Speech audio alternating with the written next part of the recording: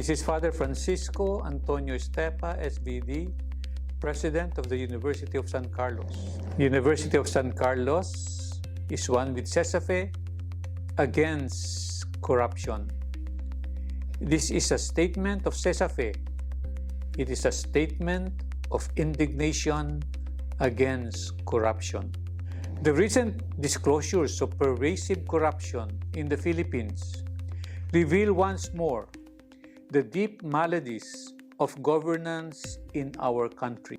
These practices, which redirect public resources intended for social welfare and development for private gain, constitute a grave breach of public trust between the state and its people. Institutions of learning hold a unique and indispensable role in addressing these national crises. Our mission extends beyond the transmission of technical knowledge and professional skills. We are called to foster civic virtue, cultivate critical thinking, and defend truth in the public sphere. Corruption subverts these endeavors by eroding the legitimacy of public institutions, weakening public accountability, and desensitizing society to the very aberration it ought to condemn. Corruption makes the exception appear ordinary, breeds impunity, and hollows out the rule of law. In its wake, public trust withers, policies bent to private interest, and scarce resources are diverted from the common good until what should shock us becomes merely expected and civic duty gives way to cynicism. As academic institutions, we are charged with three inescapable duties. First, to form integrity among our students, ensuring that professional competence is inseparable from commitment to ethical standards. Second, to inquire and produce critical scholarship that unmasks structures, cultures, and mechanisms that perpetuate corruption.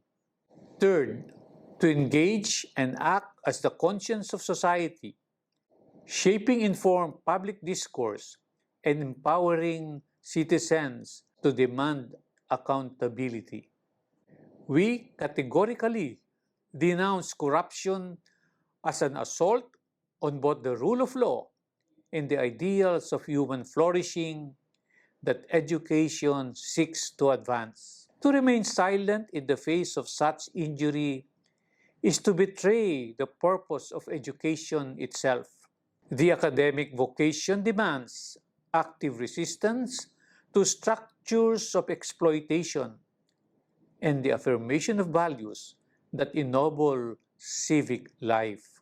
The education institutions of Cebu and Region VII affirm with scholarly conviction that education is never a neutral enterprise. We commit to cultivating a culture where transparency is paramount and the quest for knowledge remains untarnished by corrupt practices.